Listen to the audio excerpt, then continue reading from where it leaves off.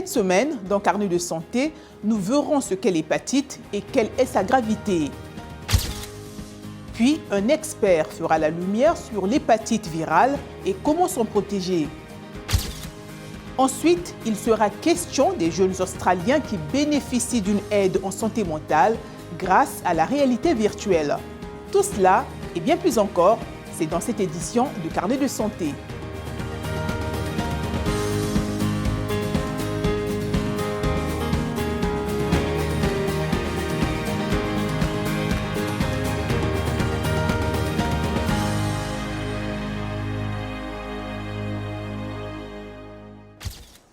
Salut à tous et bienvenue dans Carnet de santé.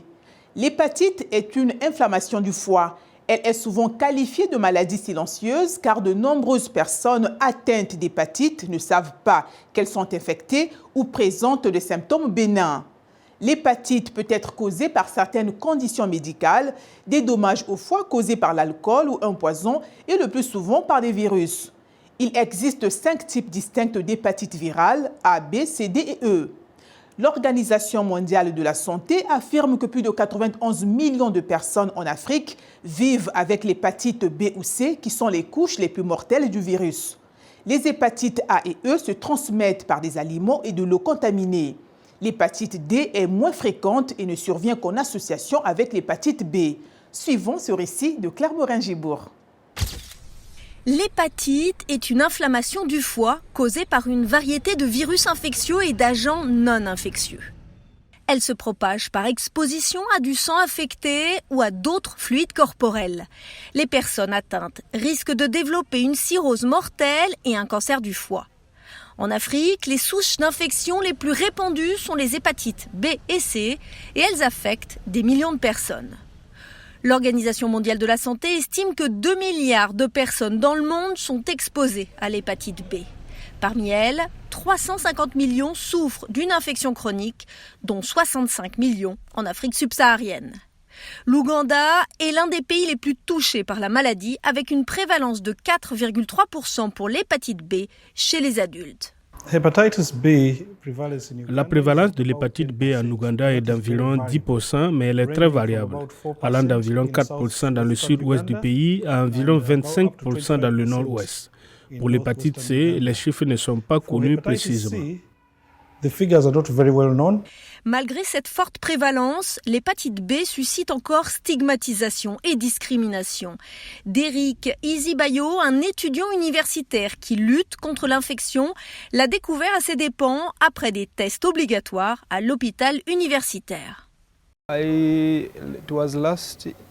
C'était le mois dernier quand je suis allé à l'hôpital universitaire pour un contrôle. Alors j'ai dit, laissez-moi aller vérifier mon statut. Malheureusement, j'ai découvert que j'étais positif. J'avais l'habitude d'entendre quels étaient les signes et les symptômes et 99% des symptômes, je les avais. La plupart des gens ont un sentiment négatif à ce sujet. Lutamagouzi Emmanuel est le directeur exécutif et fondateur de l'organisation d'aide contre l'hépatite.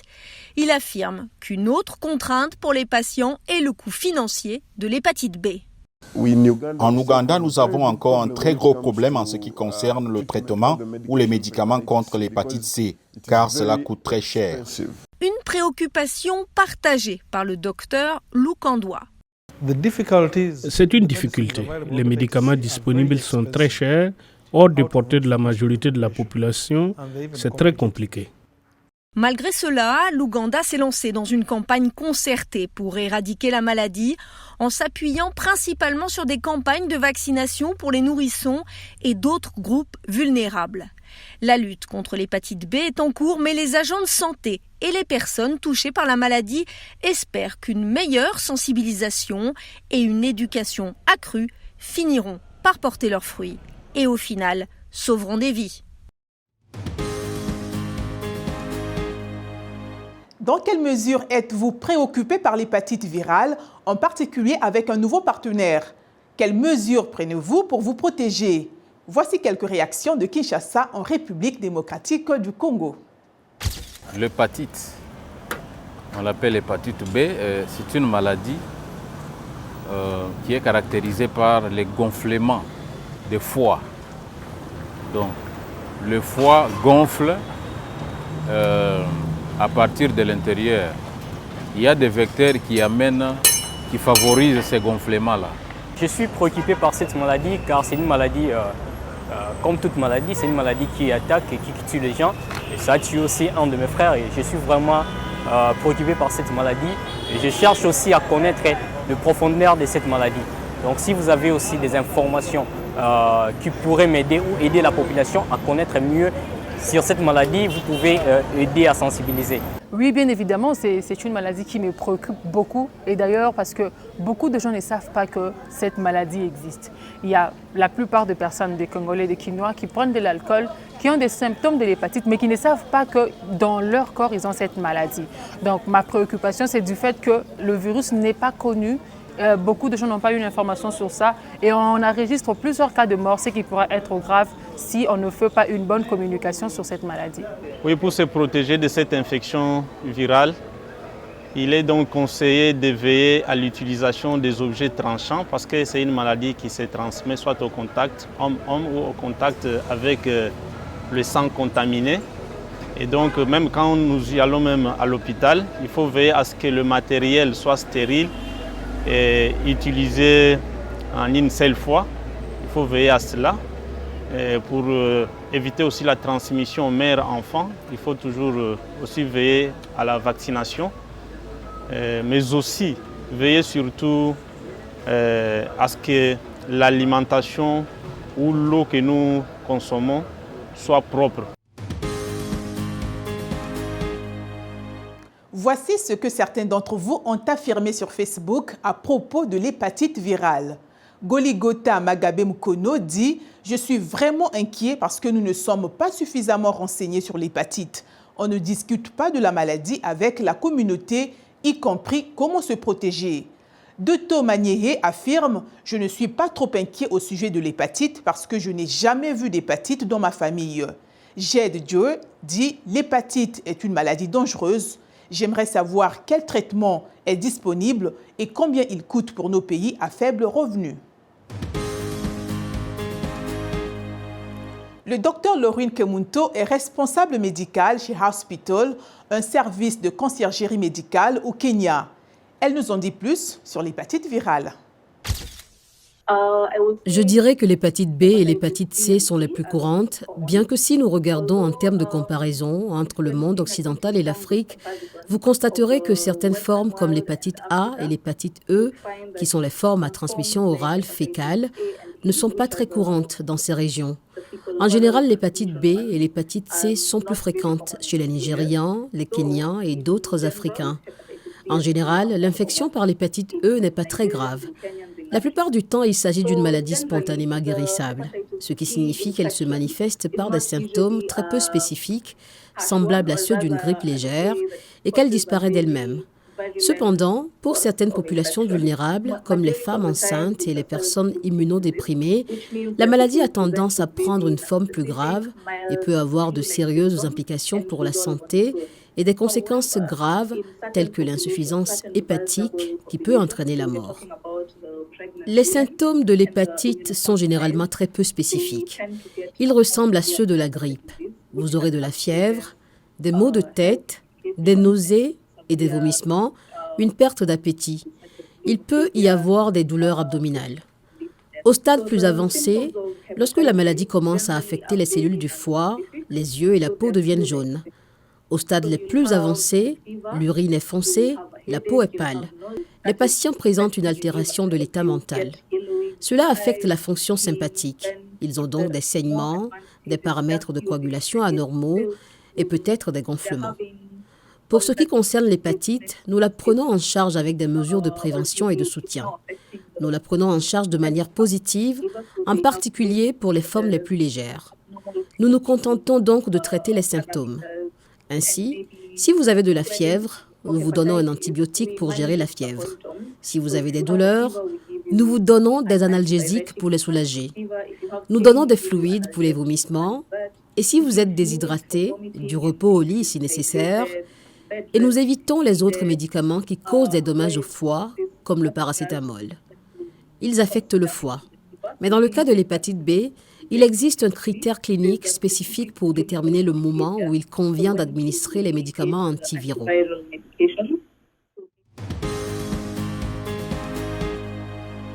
Les soins de l'asthme pour tous est le thème de la journée mondiale de sensibilisation à l'asthme cette année. L'asthme est une condition dans laquelle les voies respiratoires d'une personne deviennent enflammées, étroites et enflées et produisent un surplus de mucus. Cela rend la respiration difficile. D'après l'OMS, au moins 260 millions de personnes souffrent d'asthme dans le monde. Il s'agit d'une affection à long terme frappant les enfants et les adultes et c'est la maladie chronique la plus courante chez les enfants. Les habitants des pays à revenus faibles ou intermédiaires ont les taux de décès les plus élevés. Le diagnostic et le traitement y sont un défi. Les symptômes de l'asthme comprennent la toux, une respiration sifflante, un essoufflement et une oppression thoracique. Ils s'aggravent souvent la nuit ou pendant l'exercice. Une crise d'asthme a différents déclencheurs, notamment la poussière, la fumée, le pollen, la fourrure animale et les infections virales.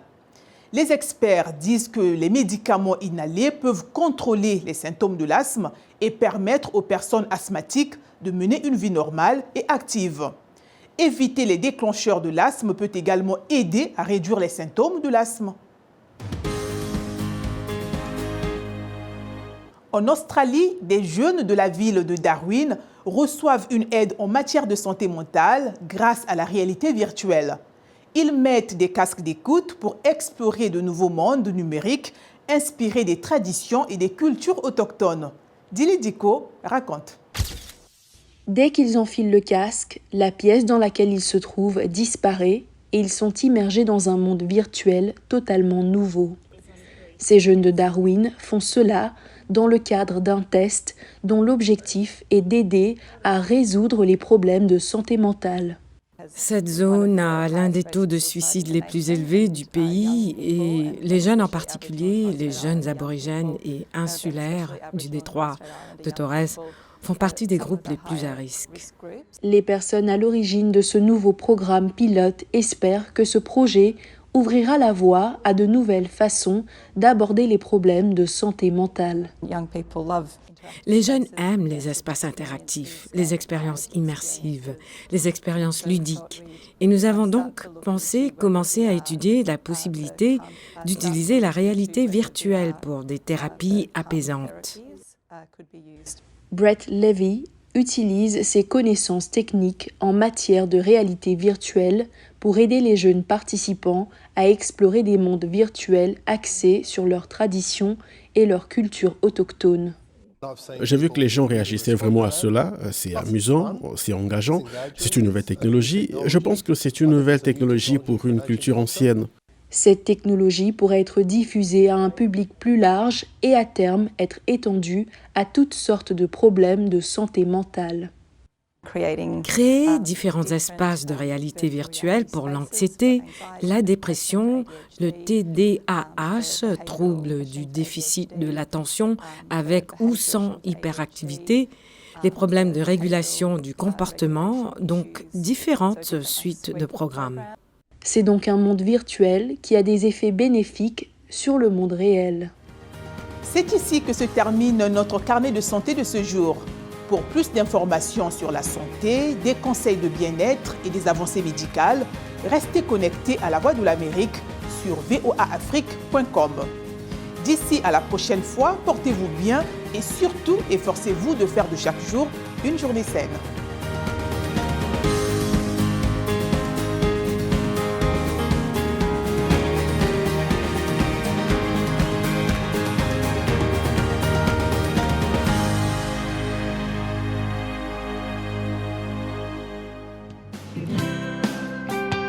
Carnet de santé est l'émission hebdomadaire qui vous veut du bien.